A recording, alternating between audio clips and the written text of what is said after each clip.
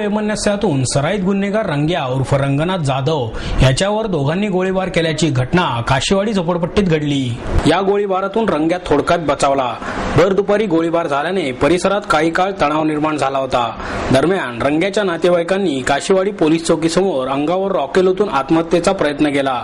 सराईत गुन्हेगार रंग्या जाधव विरुद्ध गंभीर स्वरूपाचे 21हून अधिक गुन्हे दाखल आहेत, तर 4 अदखलपात्र गुन्ह्यांची नोंद त्याच्या नावावर आहे।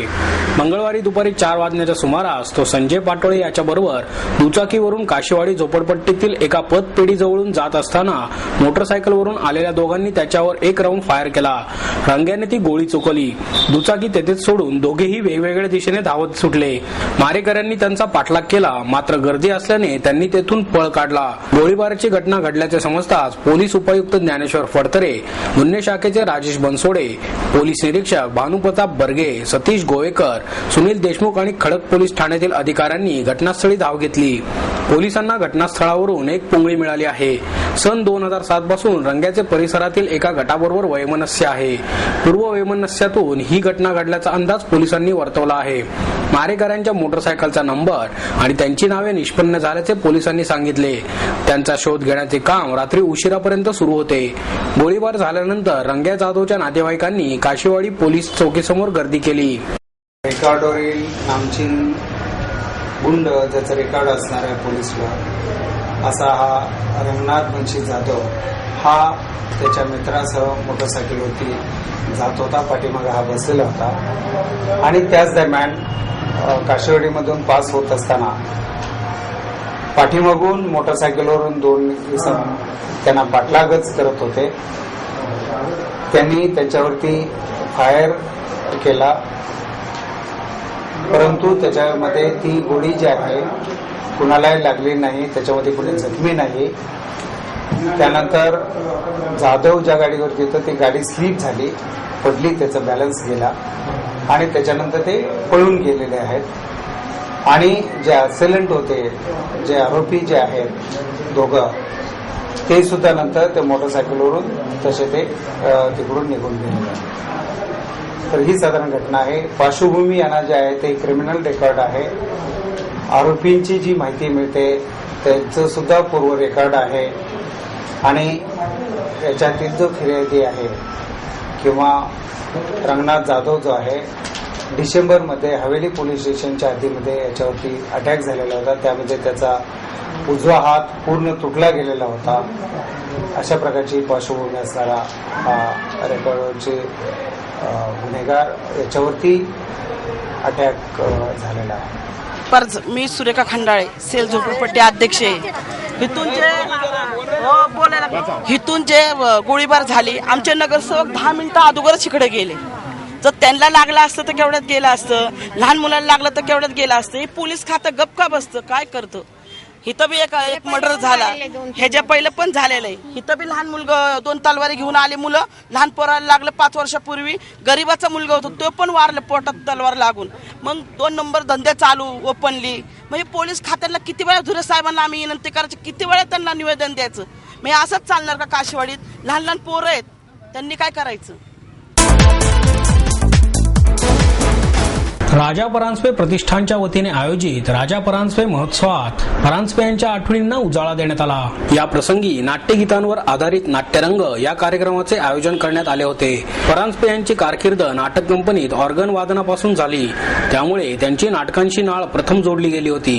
त्याच आठवणींसह संगीत नाटकांचा सुवर्णकाळ रसिकांच्या डोळ्यासमोर उभा झाला। यावेळी संगीत शाकुंतल, मत्स्यगंधा, संगीत सौभद्र, मानापमान, कट्यार काळजात घुसली अशा अजरामर नाटकांच्या पदांसह भरत, भामिनी, उस्मान, पराशर ही पात्रेही रसिकांसमोर उभी टाकली होती। सायली पानसे, प्रथमेश लगाटे आणि चैतन्य कुलकर्णी यांनी या पात्रांच्या वेशासह आपल्या मधुर स्वरांनी तो सुवर्णकाळ पुन्हा साकारला। कार्यक्रमाचे सूत्रधार रवींद्र खरे यांनी या नाट्यपदांची आणि संगीत नाटकांच्या जमान्याची आजच्या काळाशी नाळ बांधत एक एक प्रवेश मंचावर उभे केले। संगीत नाटकाचा काळ एक एक नाटकासह उलगडत प्रत्येक पद सादरीकरणापूर्वी त्यांची पार्श्वभूमीही जिवंत केली। संगीत शाकुंतलमधील नांदीने कार्यक्रमाची सुरुवात झाली आणि सोहम हर डमरू बाजे याचे स्वर रसिकांना आपलेसे करून गेले. यावेळी सुंदरा मनामध्ये भरली म्हातारा इतुका की अवघे पाऊणशे वय, कधी भेटेल वनवासी वियोगी रामचंद्राला या नाट्यपदांना रसिकांची भरभरून दाद मिळाली. घर कामगारांच्या प्रलंबित मागण्या तातडीने सोडवण्यात याव्यात या मागणीसाठी पुणे जिल्हा घरकाम संघटनेच्या वतीने मोर्चाचे आयोजन करण्यात आले. यावेळी कामगार आयुक्त आणि पुणे महापालिकेचे महापौर यांना मागण्यांचे निवेदन देण्यात आले. नोव्हेंबर 2011 पासून घर कामगारांची नोंदणी करण्यात येत आहे. यासाठी प्रत्येक कामगाराकडून 90 रुपये एवढे शुल्क आकारण्यात येत आहे. आतापर्यंत सुमारे 35,000पेक्षा जास्त महाराष्ट्र राज्य घरेलू कामगार महामंडळाकडे नोंदणी केली आहे.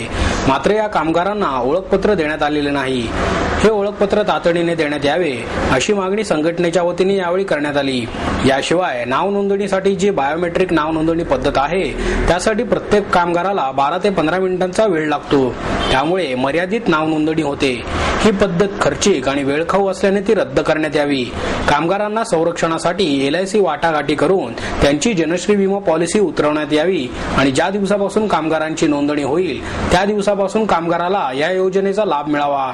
जननी सुरक्षा योजना आणि जननी शिशु योजनेच्या धर्तीवर मातृत्व लाभाच्या योजनेच्या सर्व नोंदणीकृत घर कामगारांसाठी विनाअट चालू करण्यात यावीत या आणि अशा मागण्या यावेळी करण्यात आल्या. यावेळी पुणे जिल्हा घर कामगार संघटनेच्या अध्यक्षा किरण मोघे यांनी आम्हाला ठोस आश्वासन देण्यात यावे आणि या संदर्भात शासनाने तातडीने पावले उचलावीत अशी मागणी केली. तसेच 3 महिने होऊनही घर कामगारांना मंडळाकडून एकही लाभ मिळाला नसल्याचेही त्यांनी सांगितले. यावेळी मोलकरेण पंचायतीचा शारदा वाडेकर, अजित अभ्यंकर, घरेलू कामगार मंडळाचे सुनील शिंदे उपस्थित होते. महापालिकेच्या मुख्य भवनापासून कामगार आयुक्त कार्यालयापर्यंत या मोर्चाचे आयोजन करण्यात आले होते.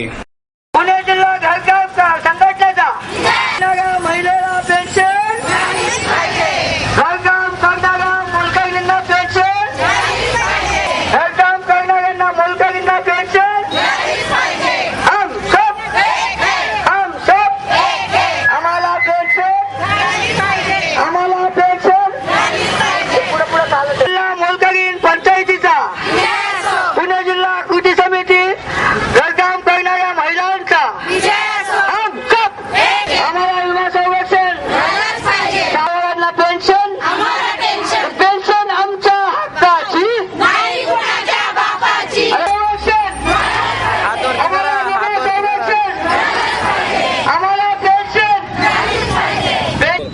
घरकामगारांनी जो काही लढा दिला त्याच्यामुळे महाराष्ट्र राज्य घरेलू कामगार मंडळ, कल्याणकारी मंडळ हे स्थापन झालं आणि नोव्हेंबर पासून पुणे शहरातल्या सर्व घरकामगारांची नोंदणी ही कामगार आयुक्त कार्यालयामध्ये सुरू झालेली आहे. आतापर्यंत 35,000पेक्षा जास्त महिलांनी नाव नोंदणी करून सुद्धा आजपर्यंत मंडळाने एकही ओळखपत्र महिलांना दिलेलं नाहीये आणि त्यांना लागू असलेल्या ज्या कल्याणकारी योजना आहेत, उदाहरणार्थ जनश्री विमा योजना किंवा राष्ट्रीय स्वास्थ्य विमा योजना, या अजून लागू झालेल्या नाहीयेत आणि म्हणून सगळ्या घरकामगारांमध्ये प्रचंड नाराजी आहे.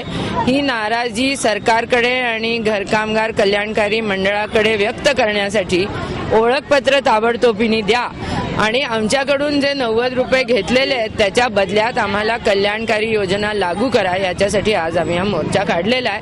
त्याचबरोबर आम्ही पुणे महानगरपालिकाला आज एक निवेदन दिलेलं आहे की त्यांच्या बजेटमध्ये जी पाळणा घरांची तरतूद आहे तो वस्ती पातळीवर घरकामगार, बांधकाम मजूर, कागद काच वेचणाऱ्या सर्व कष्टकरी महिलांसाठी पाळणा घर सुरू करा आणि जी वैद्यकीय सहाय्य योजना आहे ती सुद्धा घरकामगारांना लागू करा आणि त्याला जो शुल्क भरावा लागतो तो महापालिकेने घरकामगारांसाठी सबसिडी म्हणून द्यावा अशी आम्ही मागणी केली.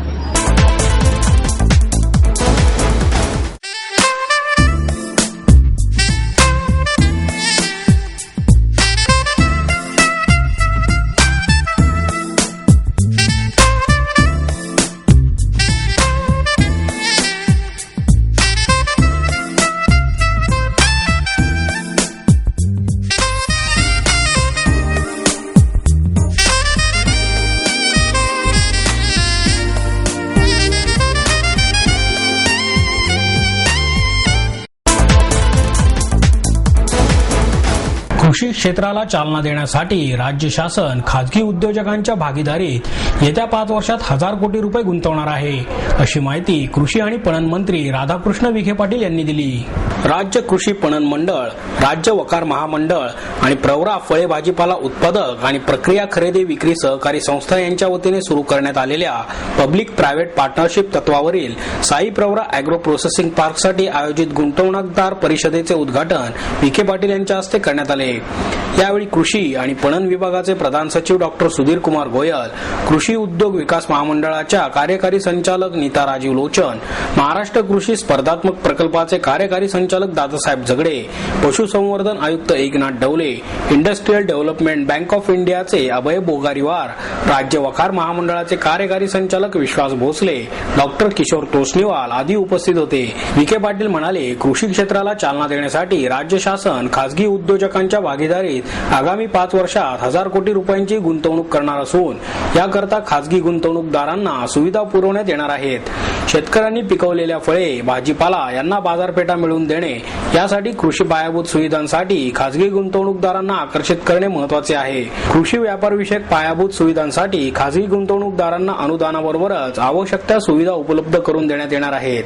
खासगी उद्योजकांच्या भागीदारीतून निर्माण होणाऱ्या अशा प्रकल्पासाठी दरवर्षी 1000 कोटी याप्रमाणे 5 वर्षांसाठी 5000 कोटी रुपयांची गुंतवणूक करेल, असेही त्यांनी सांगितले. सहकार महर्षी प्रदी उर्फ आबासाहेब शिंदे यांचा उपमुख्यमंत्री अजित पवार यांच्या हस्ते सत्कार करण्यात येणार आहे. राजर्षी शाहू सहकारी बँकेचे संस्थापक अध्यक्ष सहकार महर्षी प्रदी उर्फ आबासाहेब शिंदे यांच्या अमृत महोत्सवी वर्षानिमित्त त्यांचा उपमुख्यमंत्री अजित पवार यांच्या हस्ते सत्कार करण्यात येणार आहे. शनिवार दिनांक 21 एप्रिल रोजी बिबवेवाडीतील यश लॉन्स येथे सायंकाळी 4 वाजता होणाऱ्या या कार्यक्रमात कोल्हापूरचे श्रीमंत छत्रपती शाहू महाराज उपस्थित राहणार आहेत. स्मृतिचिन्ह, मानपत्र, शाल आणि श्रीफळ असे या सत्काराचे स्वरूप असेल. आबासाहेब शिंदे यांच्यावरील गौरव ग्रंथाचे प्रकाशनही यावेळी होणार आहे. या गौरव समारंभास महापौर वैशाली बनकर, उपमहापौर दीपक मानकर, खासदार वंदना चव्हाण, आमदार अनिल भोसले, माधुरी मिसाळ, भीमराव तापकीर, माजी मंत्री शशिकांत सुतार, ज्येष्ठ विचारवंत भाई वैद्य, अखिल भारतीय मराठा शिक्षण परिषदेचे सरचिटणीस अण्णासाहेब पाटील, माजी आमदार वसंतराव थोरात आदी मान्यवर उपस्थित राहणार आहेत, अशी माहिती प्रदी उर्फ आबासाहेब शिंदे अमृत महोत्सव समितीचे अध्यक्ष बाळासाहेब जगताप यांनी दिली. तरुणांनी सत्य जाणून घेण्यासाठी इतिहास वाचावा, असे आवाहन इतिहास संशोधक संजय सोनवणे यांनी केले. विठोजी होळकरांच्या स्मृतिदिनानिमित्त सोनवणे यांच्या व्याख्यानाचे आयोजन करण्यात आले होते. 16 एप्रिल रोजी विठोजींची शनिवार वाड्यासमोर हत्या करण्यात आली होती. या घटनेला सोमवारी 211 वर्षे पूर्ण झाली. ही हत्या का करण्यात आली यामागचे कारण सर्वांना कळावे म्हणून व्याख्यानाचे आयोजन करण्यात आले होते. सोनवणे म्हणाले, तरुणांनी इतिहास वाचावा, पण तो दोष किंवा आरोप करण्यासाठी नाही, तर घटनेमागचे सत्य जाणून घेण्यासाठी वाचावा. इतिहास हा प्रेरणा घेण्यासाठी असतो. होळकर घराण्याचा उदय, विठोजी होळकरांची दुसऱ्या बाजीरावाने केलेली क्रूर हत्या आणि या घटनेनंतर होळकरांनी दिलेला लढा या घटनांचाही त्यांनी उलगडा केला. यावेळी महेश गजेंद्र गडकर, प्रकाश खाडे आदी उपस्थित होते.